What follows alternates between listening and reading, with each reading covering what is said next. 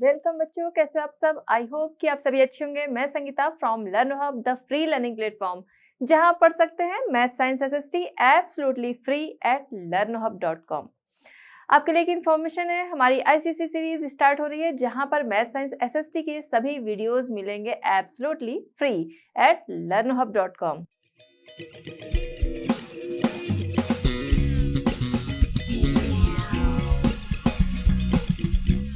बच्चों, आज हम डिस्कस करेंगे आईसीएसई क्लास 8। टॉपिक हमारा है द एज ऑफ रेवोल्यूशन। चलिए बच्चों, स्टार्ट करते हैं हमारा आज का चैप्टर। सबसे पहले बात करते हैं कि चैप्टर आपका बहुत ही इंपॉर्टेंट है, तो पूरे चैप्टर को बिल्कुल ध्यान से आपको समझना है, ठीक है। अब देखते हैं टॉपिक्स क्या क्या हैं, ठीक है।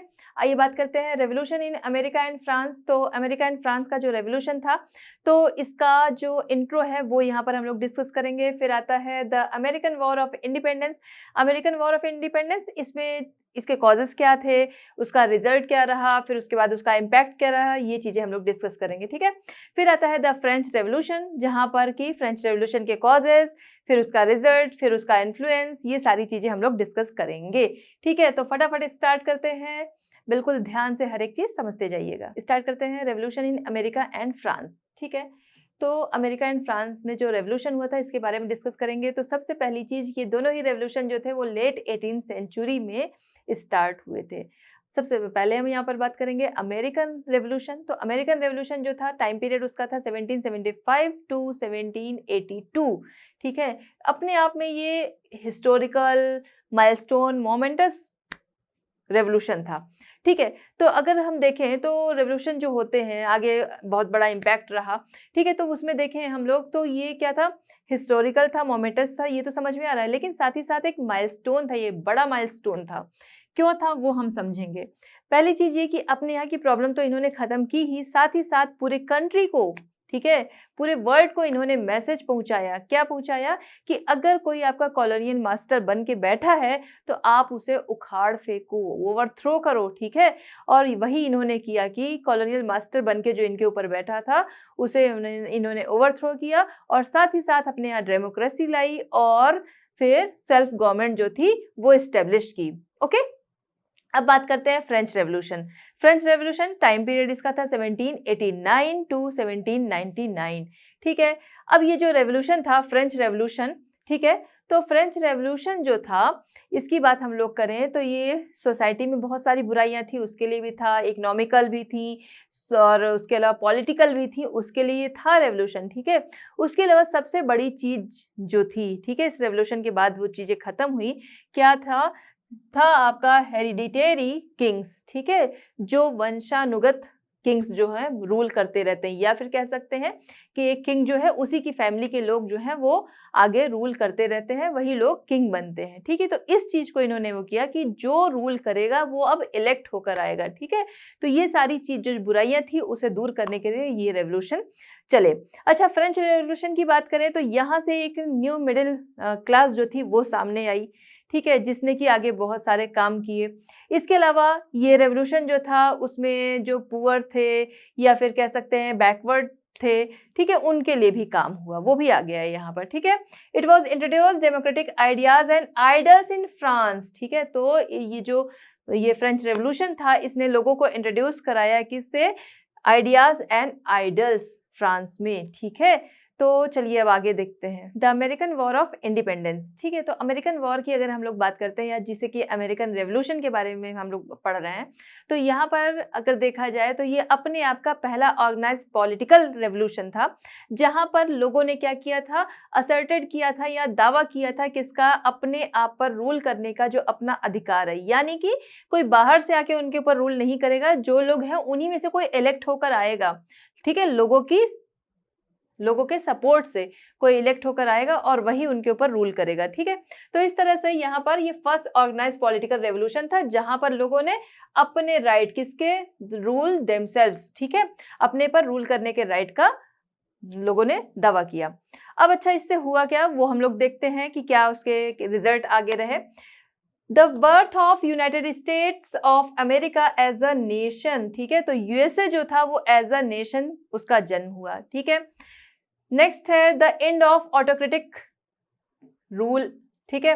तो ऑटोक्रेटिक रूल यानी कि निरंकुश शासन। यहाँ पर क्या था, जो इंग्लैंड था वो कब्जा कर रखा था, ठीक है। एक तो बाहर से आता, वही चीज यहाँ था ना कि बाहर से यहाँ पर खुद से ये लोग रूल करेंगे, अपने ऊपर खुद से रूल करेंगे।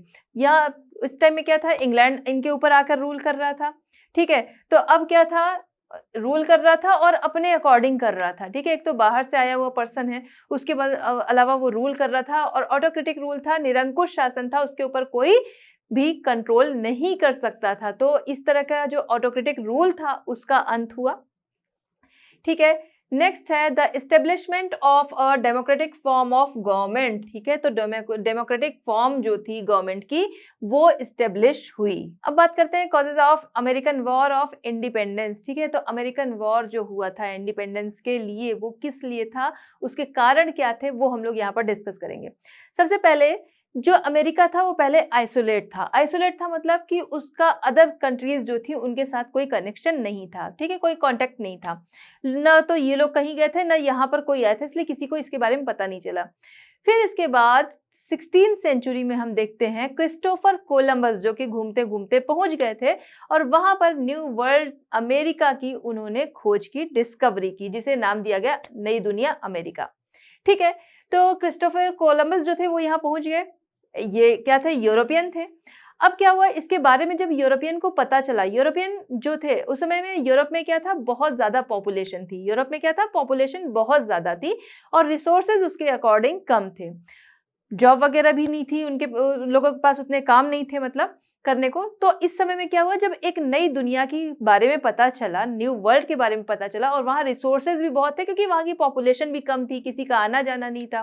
तो जब उसके बारे में पता चला तो जो ये यूरोपियन थे वो शिफ्ट हो गए, या फिर कह सकते हैं वो ट्रेड के लिए, पहले वो ट्रेड के लिए गए, ठीक है, अमेरिका की तरफ वो लोग ट्रेड के लिए गए।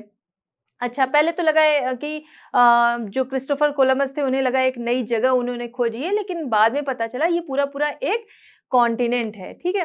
तो अब क्या हुआ, जब यूरोप के लोग वहां ट्रेड के लिए गए, बाकायदा देखे यहाँ तो बड़े सब लोग संपन्न हैं, तो उसके बाद वो लोग वहां पर धीरे धीरे परमानेंट सेटल हो गए, ठीक है। परमानेंट सेटल होते होते धीरे धीरे जो अमेरिकन थे या उनकी जो सोसाइटीज थी उन्हें धीरे धीरे ये लोग कॉलोनाइज करने लगे, ठीक है। सबसे पहले इन्होंने क्या काम किया, जो नॉर्थ अमेरिका था, ठीक है, हम लोग बस ऐसे एक स्ट्रक्चर अभी समझ ले रहे हैं, बाकी मैप में देखेंगे। तो जो नॉर्थ अमेरिका था, ठीक है, नॉर्थ अमेरिका का जो ईस्ट कोस्ट था, ठीक है, मान लीजिए नॉर्थ अमेरिका है, ठीक है, अब इसका ईस्ट कोस्ट इधर पड़ेगा, ठीक है।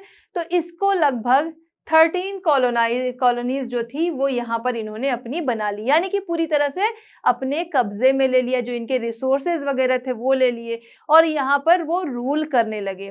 तो अब आप बताओ, अगर कोई पहले से रह रहा है और बाहरी कोई आ रहा है उस जगह पर, ठीक है, वो रूल करने लग रहा है, उनकी सारी चीजें उसने छीन ली, तो क्या कोई उनको ऐसा करने देगा? और बाई चांस अपने को कमजोर मान के, मजबूर मान के कोई करने भी दे रहा है, तो कितने टाइम तक, एक ना एक टाइम के बाद वहां पर रेवोल्यूशन होगा ही, वही यहाँ पर कारण बना, ठीक है। तो जो 13 कॉलोनाइजेशन जो यहाँ पर हो गया था, कॉलोनीज जो बना ली गई थी ईस्ट कोस्ट पर, तो वही एक बड़ा कारण बना किसका, अमेरिकन वॉर का, ठीक है।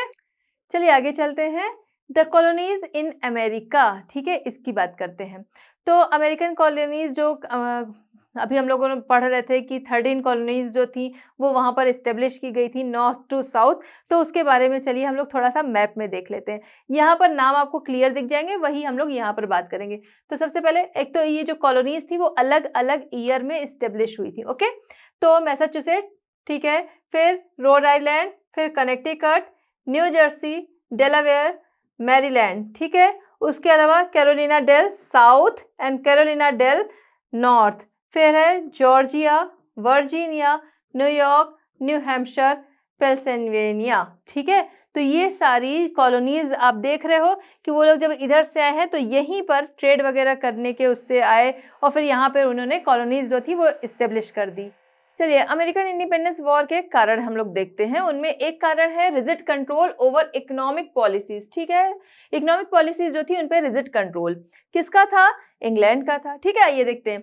Considerable liberty to manage local affairs, ठीक है, तो जो लोकल मामले थे उसके लिए उन्होंने क्या किया था, अमेरिकन को लिबर्टी दी थी कि ठीक है उसके लिए छूट है, लेकिन इकोनॉमी जो कि बहुत जरूरी होती है किसी भी कंट्री के लिए, पर्टिकुलर पर्सन के लिए, उसको उन्होंने पूरी तरह से अपने कंट्रोल में रखा कि जो भी फायदे हैं वो उनके हाथ में होंगे, जो इकोनॉमिक प्रोसेस है, रिसोर्सेज है, वो सब कुछ उनके हाथों में होंगे। ठीक है, तो ये क्या है, ये इससे तो लोगों के अंदर नाराजगी आएगी। ठीक है, उसके अलावा जो इंग्लैंड के लोग थे उन्हें बोला गया, ठीक है, जो ब्रिटिशर्स थे उन्हें बोला गया कि वो लोग जाके अमेरिका में सेटल हो सकते हैं। अब जब उन्हें बोल दिया गया, वो लोग यहाँ आ तो गए थे, बट क्या था कि उन्हें पूरी तरह से फायदे जो जो फैसिलिटीज उनको इंग्लैंड में मिलती थी या इंग्लैंड के लोगों को मिल रही थी, वो उनको अब यहाँ तो नहीं मिल रही थी, जिसकी वजह से वो जितना चाहते थे कि इकोनॉमिक कंट्रोल हो सके वो कर ले। तो ये सारी चीजें क्या है, उन्होंने वो अपनी वो जो कह सकते हैं कि चीजें बढ़ाई, ठीक है, अपनी डिमांड या अपनी नीड्स जो इस तरीके की बढ़ाई, और इधर से जो अमेरिकन थे, जो कॉलोनीज बन कर रह गए थे,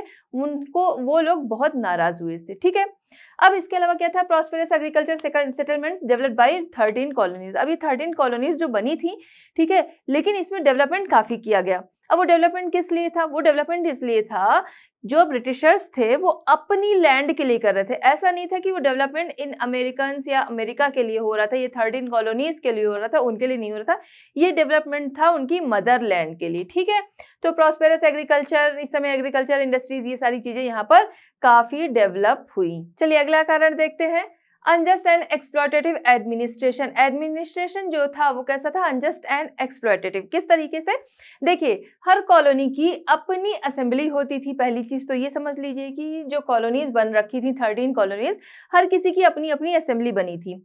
अब ये असेंबली इलेक्ट किसके द्वारा होती थी, ये असेंबली इलेक्ट करने वाले लोग जो कॉलोनी के लोग थे वही थे। ठीक है, तो इससे तो फिर भी ठीक है, चलो ठीक है, हम ही लोग इलेक्ट कर रहे हैं, लेकिन जो ऊपर होता है इन सबसे वो होता है गवर्नर। गवर्नर को कौन इलेक्ट करता था, उसको इलेक्ट करता था ब्रिटिश गवर्नमेंट, और वो गवर्नर जो था वो असेंबली के लिए आंसरेबल नहीं था।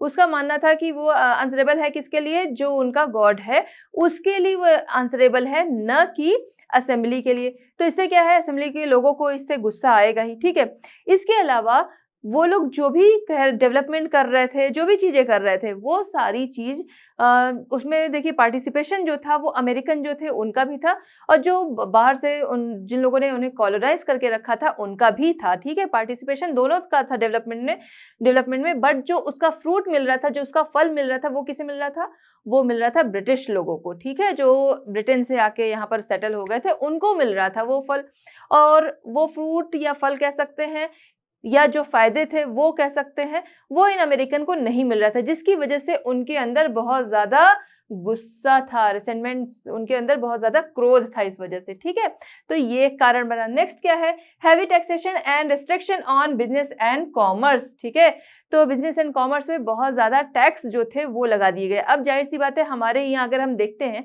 तो टैक्स थोड़ा सा ही बढ़ता है, देखिए वो हमारी गवर्नमेंट है, अगर टैक्स बढ़ा तो हम लोग बहुत परेशान होते हैं, नाराज होते हैं। यहाँ तो बाहर से कोई और आके उनके ऊपर राज कर रहा है, रूल कर रहा है, और उसके बाद टैक्स जो है वो बढ़ाते जा रहा है। मेहनत ये लोग कर रहे हैं, फायदे वो ले रहा है, सारी चीजें। ठीक है, तो इम्पोज हैवी टैक्सेस, रिस्ट्रिक्शन, ये चीजें कर दी गई। ठीक है, जबरदस्ती ये इम्पोज कर दिया गया हैवी टैक्स।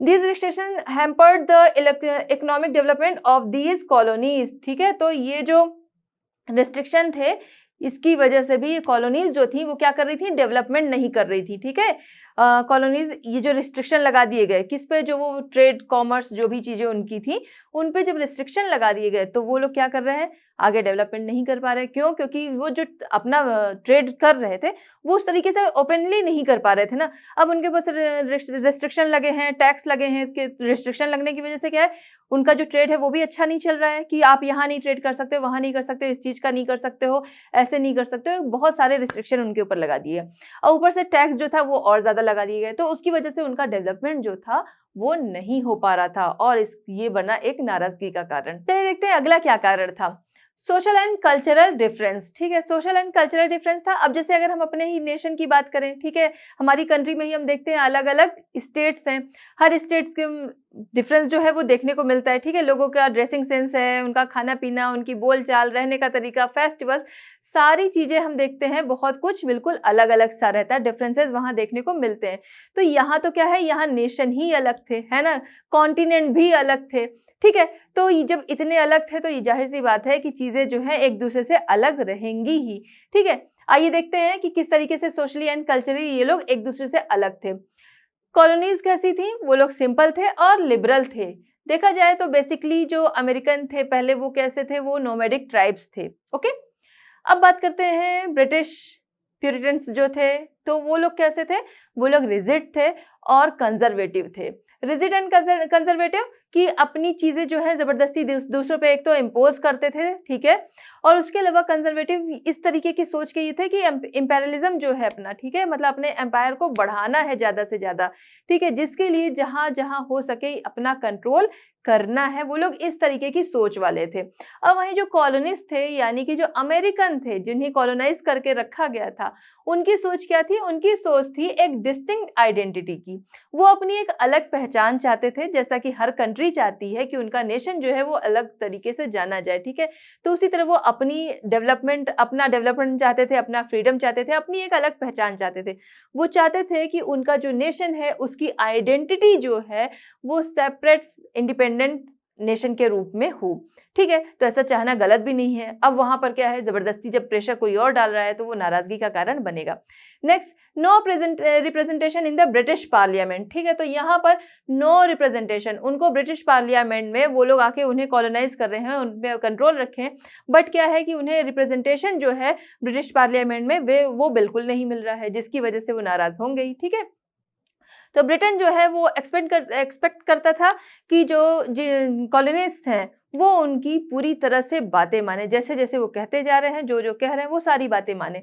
लेकिन वहीं पर कॉलोनिस्ट जो थी उन्होंने इसके लिए आर्ग्यू किया, क्या कि अगर उनको पार्लियामेंट में जगह नहीं मिल रही है, ठीक है, राइट्स नहीं है, ठीक है, उन्हें अगर बोलने का राइट नहीं है तो वो टैक्स भी नहीं देंगे, ठीक है। तो ऐसी बातें उन्होंने सामने रखी। इसके लिए उन्होंने आर्ग्यू किया कि ऐसा रूल भी है कि अगर पार्लियामेंट में उनको रिप्रेजेंटेटिव उनका नहीं है, ठीक है, तो फिर क्या होगा कि तो वो टैक्स नहीं पे करेंगे। और इसी वजह से ये एक तरह का मैसेज जो था उन्होंने सबके पास पहुंचाया, और उस टाइम में ये काफी फेमस रहा, no taxation without representation, no taxation without representation, ठीक है। तो ऐसा उन्होंने सामने रखा भी, मैसेज जो था वो सब तक पहुंचाया कि बिना रिप्रेजेंटेशन के कोई टैक्स वो नहीं देंगे। चलिए नेक्स्ट क्या है, इन्फ्लुएंस ऑफ यूरोपियन फिलोसफर, ठीक है। यूरोपियन फिलोसफर जो थे उनके इन्फ्लुएंस की बात है। यूरोपियन फिलोसफर जैसे कि वॉल्टेयर हो गए, रॉश हो गए, ठीक है, लॉक हो गए, ये लोग क्या कर रहे थे, जो उस समय में सोसाइटी में बुराइयां चल रही थी उसके बारे में लिखा करते थे, ठीक है, उससे लोगों को अवेयर कराते थे।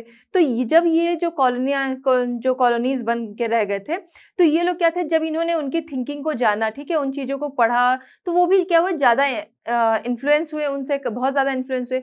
किस चीज के लिए? Right to fight. उनको ये समझ में आया कि उनके जो राइट्स हैं उनके लिए उन्हें अब फाइट करनी चाहिए, उनके अंदर अवेयरनेस ज्यादा आई, ठीक है, तो इसलिए वो जागरूक हुए। डिमांड्स फॉर टोटल फ्रीडम की उन्होंने डिमांड की। जो ब्रिटिश रूल था उससे टोटल फ्रीडम के लिए उन्होंने डिमांड की, ठीक है। Way to demand for total freedom from the British rule, ठीक है। तो ब्रिटिश रूल से टोटल फ्रीडम के लिए उन्होंने डिमांड की कि अब क्या है कि उनको पूरी तरह से फ्रीडम चाहिए। और उसके अलावा उन्होंने क्लेम किया, क्या क्लेम किया था? Power of by the colonies, ठीक है। तो जो कॉलोनीज की पावर है उसके बारे में क्लेम किया, क्या कि आप तभी, कोई भी किसी के ऊपर गवर्न तभी कर सकता है जब वो गवर्न करने देना चाहे, जिसके ऊपर आप रूल करना चाहते हो, जब वो रूल करने देना चाहे तभी आप रूल कर सकते हो। लेकिन आप क्या हो, आप जबरदस्ती रूल कर रहे हो।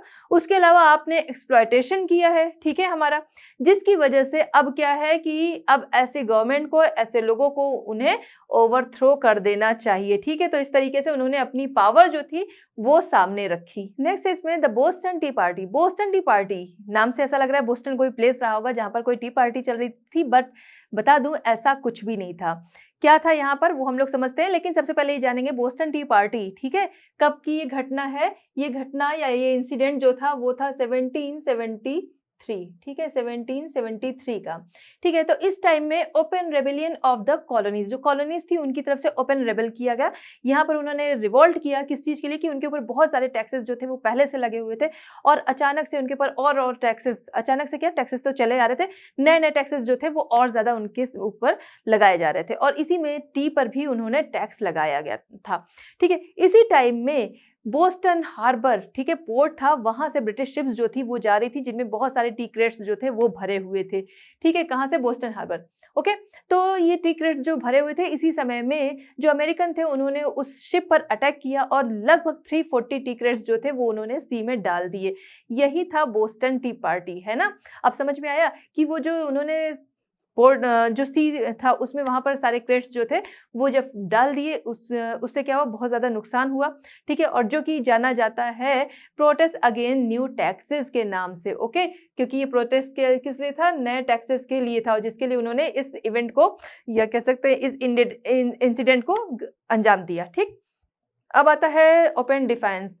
ओपन डिफेंस जैसे कि किसी की बातों को, जैसे आप लोग पढ़ते हो सिविल डिसोबीडियंस, ठीक है, कि उन्होंने क्या किया, सामने से बातों को मना कर दिया। ठीक है, उनका उल्लंघन कर दिया, उनकी बातों को नहीं माना। वही चीज यहाँ है कि सामने से ही उन्होंने उनकी बातों को नकार दिया पूरी तरीके से। चलिए, कॉजेस तो सारे हमने देख लिए, अब आगे देखते हैं the beginning of war. War की शुरुआत कैसे हुई। तो 1774 में फिलाडेल्फिया में जो कॉलोनीज डेलीगेट्स थे उनके बीच में मीटिंग हुई। अब फटाफट आपको स्टोरी की तरह समझना है। ठीक है, तो यहाँ पर जब मीटिंग हुई तो मीटिंग में जो बातें रखी गई, ठीक है, कि क्या बातें थी, किंग जॉर्ज जो थे जिन्होंने क्या किया था, जब हम स्टार्टिंग में देखते हैं कि जो ब्रिटिश थे उनको वहां पर सेटल होने के लिए उन्होंने ही भेजा था। ठीक है, तो किंग जॉर्ज के सामने बातें रखी जाती है कि जो रिप्रेसिव एक्ट्स वगैरह हैं उन्हें हटा लिया जाए, लेकिन वो इससे नाराज होते हैं। क्यों? क्योंकि वहां से उनको प्रॉफिट मिल रहा था, और दूसरा ये कि अपने साम्राज्य को बढ़ाने की जो इनकी नीति थी या इनकी जो थॉट्स थे वो उसके अगेंस्ट कैसे जा सकते थे। ठीक है, तो इस वजह से वो बहुत नाराज होते हैं और वॉर जो है वो डिक्लेयर कर देते हैं। यहाँ से वॉर स्टार्ट हो जाता है। ओके, चलिए, यहाँ पर मीटिंग जो थी वो यहाँ थी, अपील की गई किस लिए, रिप्रेसिव एक्ट्स जो हैं उनको हटाने के लिए। और यहाँ से क्या किया गया, जब वॉर जब स्टार्ट हो गया, रेबल बहुत ज़्यादा था जिसकी वजह से ब्रिटिश ट्रूप्स जो थी वो भेजी गई इन रेबेलियन को सप्रेस करने के लिए, दबाने के लिए। लेकिन क्या अब वो दबने वाले थे, अब वो रुकने वाले थे? बिल्कुल नहीं। जब तक उनका इंडिपेंडेंस नहीं मिलेगा वो अब नहीं रुकने वाले थे। ठीक है, तो यही चीज़ आगे देखते हैं कि मैसाचुसेट्स में भेजा जाता है ब्रिटिश ट्रूप्स को, वहाँ पर फाइट होती है, रेबल जो है वो रुकता नहीं है। इसके बाद हम देखते हैं 1775 में लेक्सिंगटन एंड कॉनकॉर्ड में वॉर जो है वो फाइट जो है वो ब्रोक आउट हो जाती है। ओके, कहाँ पर, कब, ये चीजें आप देख लीजिए। उसके बाद क्या होता है, जॉर्ज वॉशिंगटन जो हैं, जो कि जिन्हें लोग बहुत ज़्यादा पसंद भी करते थे, वो कमांडर इन चीफ बनते हैं। ठीक है, किसके, कॉलोनिस्ट के। ठीक है, आगे हम देखेंगे कि ये जो जॉर्ज वॉशिंगटन है यही फर्स्ट प्रेसिडेंट बनते हैं अमेरिका के। ओके, और दोबारा से जब इलेक्शन 1789 में जॉर्ज वॉशिंगटन को प्रेसिडेंट बना जाता है, फर्स्ट प्रेसिडेंट। उसके बाद 1792 में दोबारा से इलेक्शन होते हैं, दोबारा से ये बनते हैं प्रेसिडेंट, और फिर थर्ड टाइम फिर से लोग इन्हें बोलते हैं, बट उसे वो रिफ्यूज कर देते हैं कि अब उन्हें नहीं बनना है। ओके, तो इस तरह से हम देखते हैं कि जॉर्ज वॉशिंगटन जो है वो इलेक्ट किए जाते हैं कमांडर इन चीफ। फिर 1776 डेलीगेट्स मीटिंग इन फिलाडेल्फिया, दोबारा से 1776 में फिलाडेल्फिया में मीटिंग होती है। पहली क्या थी, वो वॉर के पहले की थी, अब क्या है, वॉर के बाद वाली हो रही है। ठीक है, मतलब वॉर अभी चल रहा है, तो उस टाइम में मीटिंग होती है जहां पर ये माना जाता है कि जिस तरीके से ये जो कॉलोनिस्ट हैं उनका एक्सप्लॉयटेशन हो रहा था, ठीक है, उसका विरोध करना या उसके लिए रेबेल करना बिल्कुल सही था। ठीक है, ये इस तरीके का डिक्लेरेशन होता है और साथ ही साथ उनको पूरा राइट है अपने इंडिपेंडेंस का, इस तरीके का डिक्लेरेशन होता है। ओके, चलिए, अब डिक्लेरेशन हो जाता है। ये डिक्लेरेशन जो था या फिर जो इनका कह सकते हैं रेबल था, वो एक रेवोल्यूशन की तरह था। क्या कि all men are born equal, ठीक है, कि सभी मनुष्य जो हैं वो बराबर हैं, तो फंडामेंटल राइट्स जो है वो सबको मिलने चाहिए। बेसिकली क्या, लोग जो हैं वो अपनी बात कह सकें, ठीक है, उनको राइट मिलना चाहिए अपनी बातों को कहने का, अपने फ्रीडम का, ये सारे राइट्स जो हैं वो उनको मिलने चाहिए। इस तरीके का कह सकते हैं रेवोल्यूशन थॉट जो था वो सामने आया। Birth of United States of America, ठीक है, यूनाइटेड स्टेट्स ऑफ अमेरिका, इसका जन्म कैसे हुआ, अब इसके बारे में हम लोग बात करेंगे। देखिए, वॉर चल रहा था, अब ये वॉर है, कभी ना कभी समाप्त भी होगा। तो जो वॉर चल रहा था वो समाप्त हुआ कब, या फिर वॉर जो है उसकी समाप्ति कब हुई, वो हुई 1781 में। 1781 में ये वॉर जब समाप्त हो गया, उसके बाद 1783 में ट्रीटी ऑफ पेरिस जो थी वो साइन की गई। कब? 1783 में ट्रीटी ऑफ पेरिस साइन की गई, किसके बीच में? ब्रिटिश गवर्नमेंट एंड कॉलोनिस्ट जो थे इनके बीच में। ठीक है, ये चीजें क्लियर रहनी चाहिए, कब हुई, किसके बीच में हुई, ठीक है, कौन सी ट्रीटी, ये चीजें आपको याद रहनी चाहिए। तो जब ट्रीटी जो है वो साइन हुई, उसके बाद ब्रिटिश गवर्नमेंट, जिन्होंने जो 13 कॉलोनीज बना रखी थी, उन्हें रिकॉग्नाइज किया इंडिपेंडेंस स्टेट के रूप में। ठीक है, तो ये जो यूएसए, यहीं से यूएसए जो था उसका जन्म हुआ। ठीक है, यहीं से उसका बर्थ हुआ। जो ये 13 कॉलोनीज थी ना, जिसके बारे में हम लोग पहले भी देखे और बराबर बात कर रहे हैं कि जिन्हें कॉलोनाइज करके रखा था, यही 13 कॉलोनीज जो थी वो जानी गई यूएसए के नाम से। अगले 200 सालों में ये इतने ज्यादा पावरफुल हो गए, है ना, क्योंकि डेवलपमेंट तो वहां पहले ही हो चुका था काफी, है ना, बस ये था कि वो कॉलोनिस्ट बन के रह रहे थे। अब क्या है, उन्होंने इतनी ज़्यादा प्रोग्रेस की कि अगले 200 सालों में वो most powerful country in the world के रूप में सामने आए। कौन? यूएसए। ओके, 4 जुलाई अमेरिकन इंडिपेंडेंस डे, 4 जुलाई को अमेरिकन इंडिपेंडेंस डे मनाया जाता है, ये तो आप लोग भी जानते हैं। ठीक है, वैसे भी इसमें भी आपको पता भी होगा, और आगे ये क्वेश्चन है वो आता है, ये आपको क्लियर रहना चाहिए। चलिए, अब इस इंडिपेंडेंस वॉर का रिजल्ट क्या रहा उसके बारे में हम लोग बात करेंगे। ठीक है, rise of the United States of America, यहाँ से यूनाइटेड स्टेट ऑफ अमेरिका का जन्म हुआ। जो 13 कॉलोनीज थी ना, तो यहाँ से वो कॉलोनीज क्या हो गई कि उनको खत्म किया गया और यूनाइटेड स्टेट्स ऑफ अमेरिका का जन्म हुआ। अब इसके बाद क्या हुआ कि रिटन कॉन्स्टिट्यूशन जो था वो बनाया गया। जैसे कि हमारे यहाँ भी हमने देखा कि हमारी जो इंडिपेंडेंस मिली, बाद में मिली, तो उसके बाद क्या हुआ कि हमारा भी रिटन कॉन्स्टिट्यूशन बना। ठीक है, उसी तरह यहाँ पर भी रिटन कॉन्स्टिट्यूशन जो था वो बनाया गया था। ओके, अब इसके बाद क्या देखते हैं, गवर्नमेंट जो थी वो स्टेब्लिश होती है किस तरीके की, federal, Republic and democratic government जो है वो स्टेब्लिश की जाती है। राइट्स ऑफ सिटीजन, क्योंकि पहले बात हुई थी कि ये रेवोल्यूशन था किस चीज का, all men are born equal. ठीक है, तो सभी को इक्वल राइट्स जो है वो मिलने चाहिए, यानी कि फंडामेंटल राइट्स एटलीस्ट जो है बेसिक चीजें वो लोगों को मिलनी चाहिए, जैसे freedom of speech, freedom of religion, freedom of press and justice under the rule. ठीक है, ये सबको मिलना चाहिए अंडर द लॉ। ओके, ये चीजें तय की गई।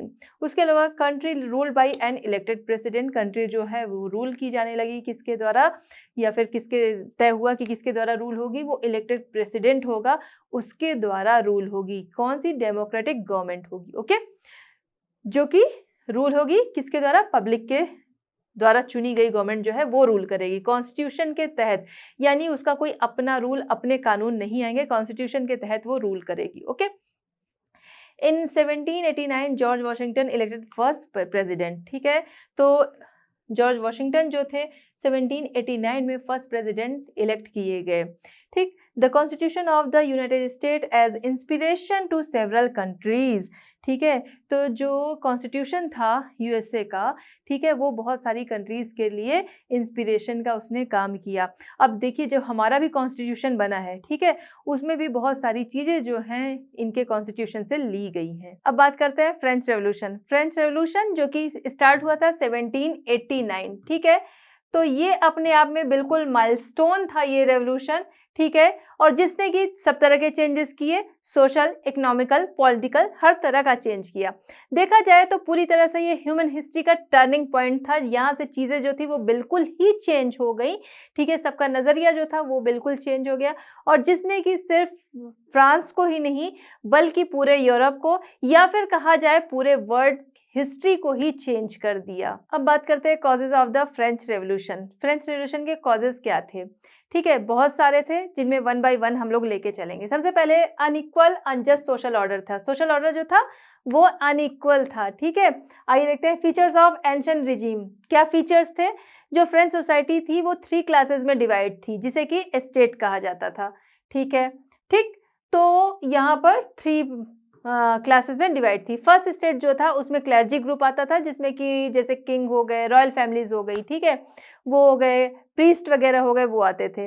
सेकंड स्टेट जो था वहां नोबेल वगैरह आते थे, उनकी फैमिलीज आती थी। ओके, एंड थर्ड स्टेट की बात करें यहाँ पर फार्मर्स, ट्रेडर्स, मर्चेंट्स, ठीक है। उसके अलावा प्रोफेशनल्स जैसे कि डॉक्टर, टीचर, लॉयर, ये सब आते थे, इनको मिडिल क्लास कहा जाता था। ठीक है। अब यहाँ पर प्रॉब्लम सबसे बड़ी ये थी कि यहाँ पर इवेंट्स यहाँ पर डिस्ट्रीब्यूशन तो था ही साथ जो फर्स्ट एंड सेकंड स्टेट हैं, नाम आपने सुने ना कि क्लर्जी ग्रुप थे, रॉयल फैमिली के लोग थे, ठीक है। लेकिन ये लोग क्या करते थे, ये लोग कोई टैक्स पे नहीं करते थे, ठीक। फर्स्ट एंड सेकंड स्टेट कोई टैक्स पे नहीं करता था और जो प्रिविलेजेस उसको मिले थे उसे पूरी तरह एंजॉय करता था। और जो थर्ड स्टेट था, इसकी बात करें तो इनके पास कोई प्रिविलेज नहीं होते थे और साथ ही साथ इनको टैक्स पे करना पड़ता था। ठीक है। अब आपको समझ में आ रहा है प्रॉब्लम कि यहाँ पर इनकी कंडीशन अच्छी होने के बाद भी टैक्स पे नहीं करते थे, बट इनको टैक्स पे करना पड़ता था। वो चाहे पेजेंट है, चाहे फार्मर है, कोई भी है, उन्हें टैक्स पे करना पड़ता था।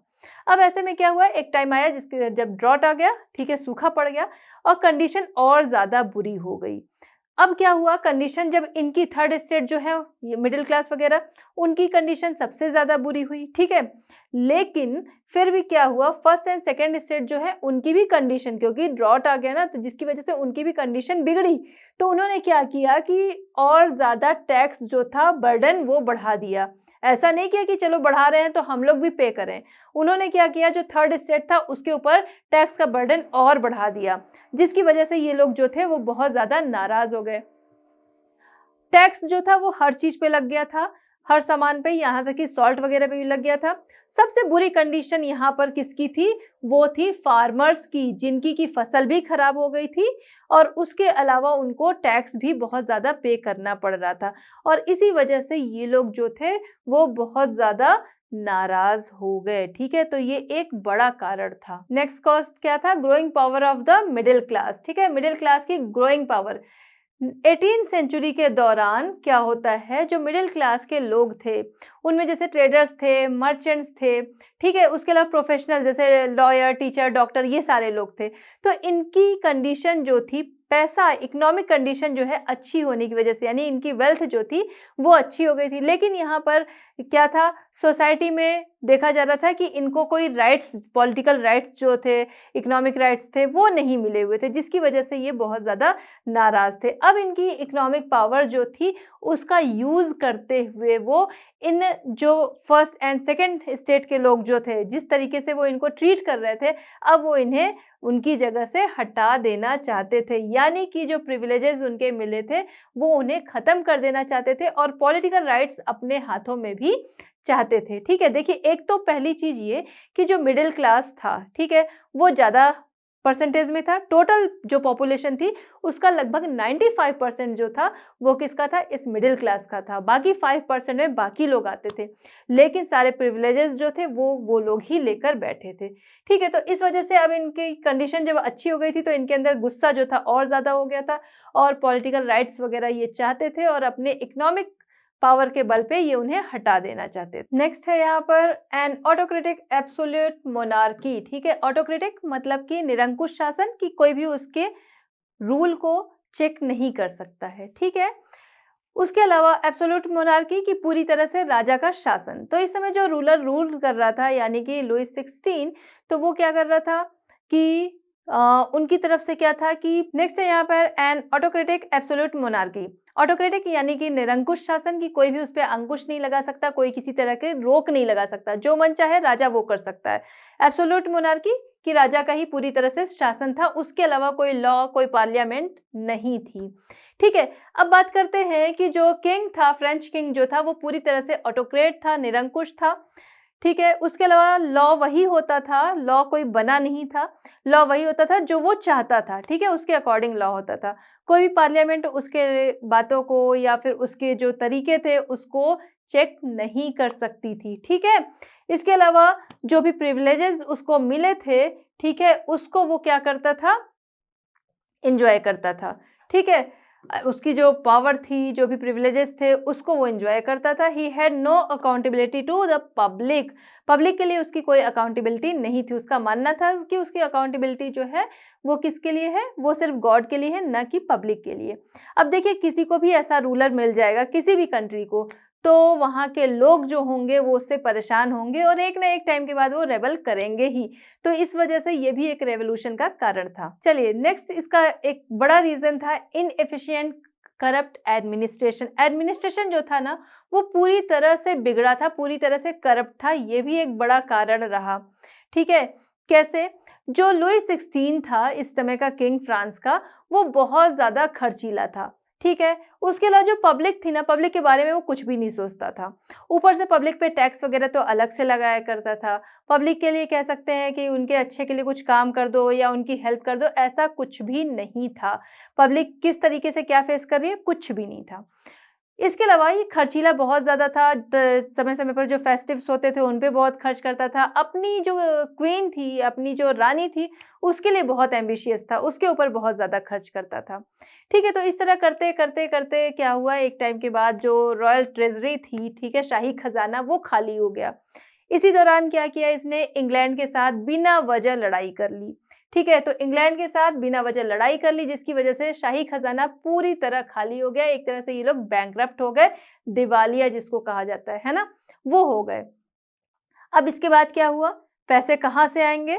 तो इसके लिए इसने क्या किया, जो मिडिल क्लास था या कह सकते हैं थर्ड स्टेट के लोग थे, उनके ऊपर और ज़्यादा टैक्स इसने, टैक्स तो पहले इम्पोज कर रखा था और ज़्यादा टैक्स जो थे वो इसने बढ़ा दिए, जिसकी वजह से लोग जो थे वो इससे बहुत ज़्यादा यहाँ पर नाराज़ हो गए। ये जो गरीबों पे टैक्स जो था वो और ज़्यादा लग गया। चलिए आगे चलते हैं। Influence of the American revolution. ठीक है, अमेरिकन रेवोल्यूशन का इन्फ्लुएंस था किस तरीके से, जब अमेरिकन रेवोल्यूशन हो रहा था उसमें जिन फ्रांस सोल्जर जो थे, ठीक है, फ्रेंच सोल्जर जो थे जिन्होंने पार्टिसिपेट किया था वो वापस आए थे। ठीक है, तो उनके साथ एक आइडिया भी आया था। वहाँ पे उन्होंने जो चीज़ें देखी थी, फाइट की थी, तो उससे वो बहुत ज़्यादा इंस्पायर्ड थे और वही चीज़ें उन्होंने आके यहाँ के लोगों को बताया और लोगों को इनकरेज किया रिवॉल्ट करने के लिए कि अपने राइट्स जो हैं वो लेने हैं तो क्या करना होगा, विद्रोह करना पड़ेगा, तभी अपने राइट्स जो हैं वो मिलेंगे। चलिए आगे देखते हैं। The outbreak, the storming of the Bastille. ठीक है, तो बेस्टाइल का तूफान क्यों कहा गया, अब ये समझते हैं हम लोग। ठीक है, तो हम देखते हैं 17 जून 1789 को क्या होता है कि जो थर्ड स्टेट के लोग थे वो लोग डिक्लेयर करते हैं कि हम सभी जो हैं अपने आप को एक नेशनल असेंबली के रूप में ऑर्गेनाइज करेंगे, जिसके लिए वो क्या करते हैं, टेनिस कोर्ट में वो मिलते हैं और वहाँ पर शपथ लेते हैं कि जब तक हम अपना नया कॉन्स्टिट्यूशन जो है नहीं बना लेते हैं तब तक हम लोग अलग नहीं होंगे। यानी कि कौन, थर्ड स्टेट के लोग जो हैं, जिसमें ज़्यादा पब्लिक जो थी वो या ज़्यादा सिटीजन जो थे वो उसी में थे, थर्ड स्टेट में ही थे। ठीक है, तो अब इनकी यानी कि पावर भी बड़ी थी अगर ये लोग एक साथ रहेंगे तो इसीलिए डिक्लेयर किया गया है और यहाँ पर उन्होंने शपथ ली कि हम लोग अलग नहीं होंगे जब तक हमारा कॉन्स्टिट्यूशन नहीं बन जाता है नया। ओके, तो इसी को टेनिस कोर्ट ओथ के नाम से जाना जाता है। एक एक चीज़ बिल्कुल ध्यान से जानिएगा, क्योंकि कौन सी चीज़ कहाँ से आ जाए, क्योंकि पेपर जब बनता है वो कहीं से भी बनता है ना, तो हर एक चीज़ कि इन्होंने नेशनल असेंबली के रूप में अपने आप को कब ऑर्गेनाइज किया, वो इस टाइम में किया। ठीक है, टेनिस कोर्ट ओथ क्या है, ठीक है, तो ये सारी चीज़ें। 14 July 1789 storming of the Bastille by a large crowd. बहुत सारी भीड़ जो थी वो 14 जुलाई 1789 को ये सभी लोग कहाँ पहुँचते हैं, बेस्टाइल पहुँचते हैं। बेस्टाइल को क्या था, बेस्टाइल जो थी वो एक जेल थी जहाँ पर जो पॉलिटिकल प्रिजनर्स थे उन्हें कैद किया गया था। जब ये लोग जो भीड़ थी, ठीक है, ये भीड़ जब पहुँचती है बेस्टाइल, वहाँ पर ये लोग अटैक कर देते हैं और जो लोग पहले से बंद थे उन्हें छुड़ा देते हैं। अब जब वो जो छूटे हुए लोग थे ना, जो जेल से निकले थे, वो अब किसके साथ आएंगे, वो लोग इन्हीं रेवोल्यूशनरीज जो थे या थर्ड स्टेट के जो लोग थे या फिर कह सकते हैं नेशनल असेंबली के जो लोग थे, इनके साथ वो आ गए। ठीक है, यानी कि इनकी पावर जो थी वो और बढ़ गई। अब इसके बाद यहीं से शुरुआत होती है किसकी, जो नेशनल असेंबली थी, ठीक है, इसकी पावर बढ़ने की या इसकी जीत की, और साथ ही साथ जो एब्सोल्यूट मोनार्की थी उसकी हार की, ठीक है, या उसके पतन की शुरुआत होती है। एब्सोल्यूट मोनार्की की पूरी तरह से राजा का शासन था। Okay, this victory started the revolution. ठीक है, यहाँ से रेवोल्यूशन आया। National holiday of France on July 14। तो 14 जुलाई को इसी वजह से, क्योंकि बेस्टाइल पे जब उन्होंने हमला किया था फिर उनकी पावर बढ़ी और उनका पतन जो है वो वहाँ से शुरुआत हुआ, इसीलिए आज भी फ्रांस में 14 जुलाई जो है वो नेशनल हॉलीडे के रूप में मनाया जाता है।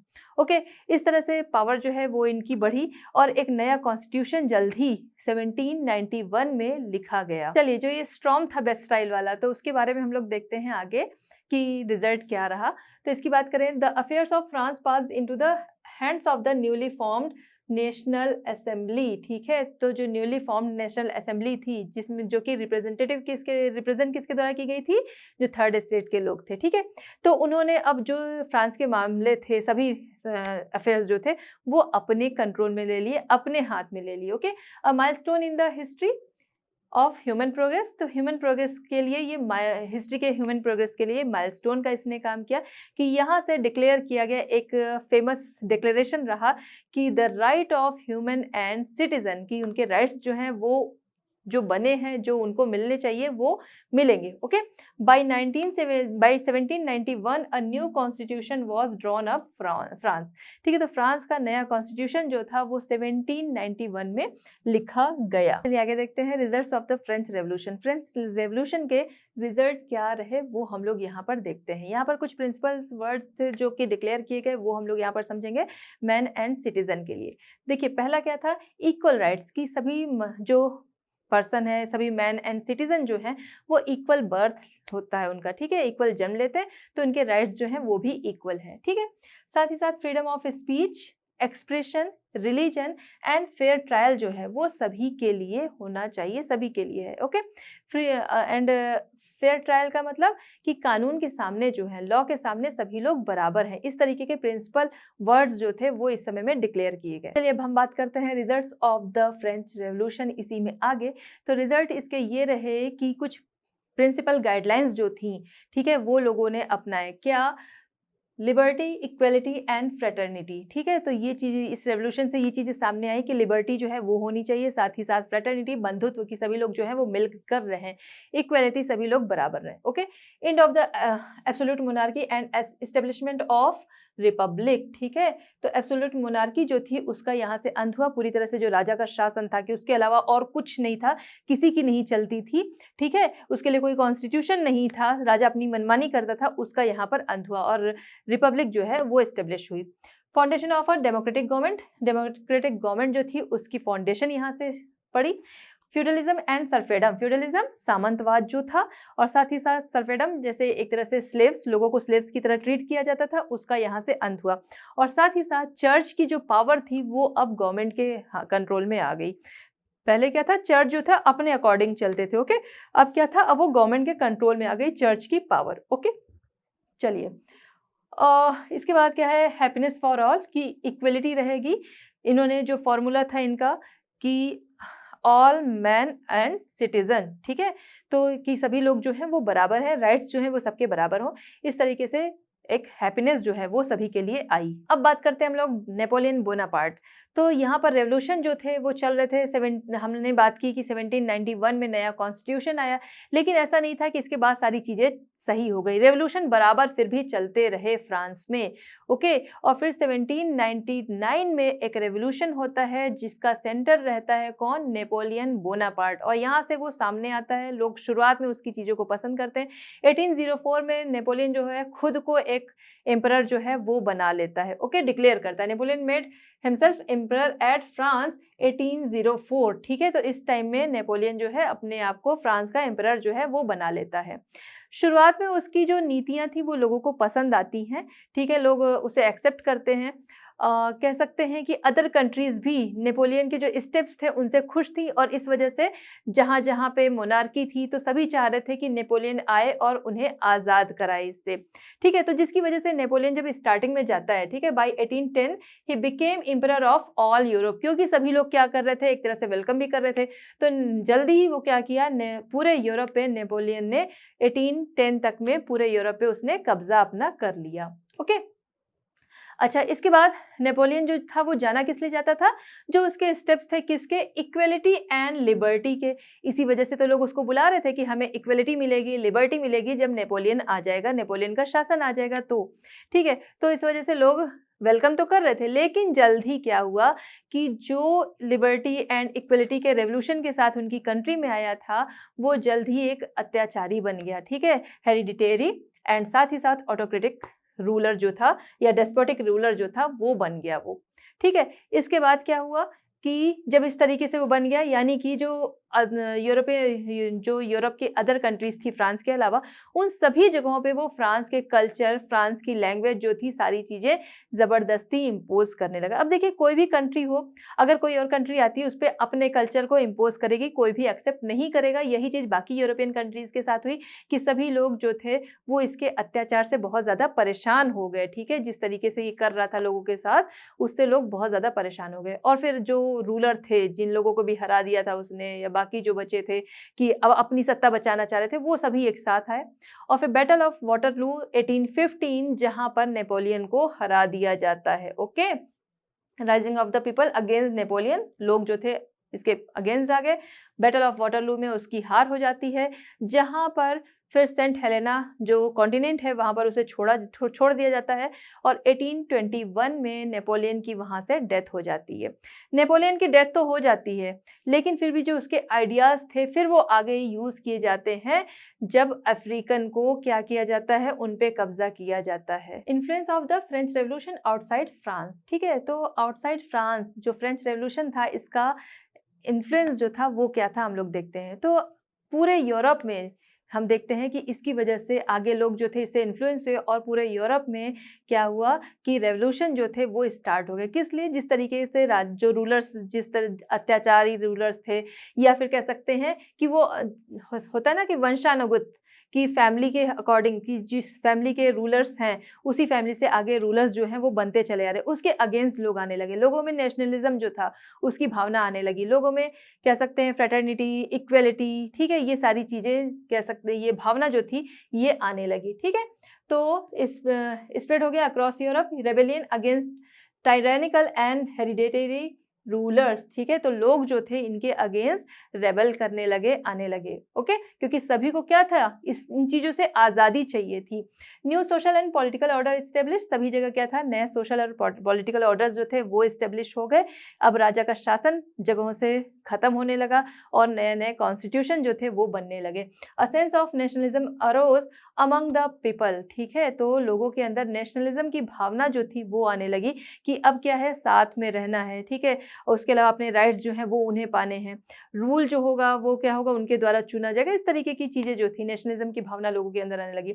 इन the middle of the 19th century these principle had an impact on India as well, India पर भी इसका हम देखते हैं मिड 19th सेंचुरी में असर पड़ा।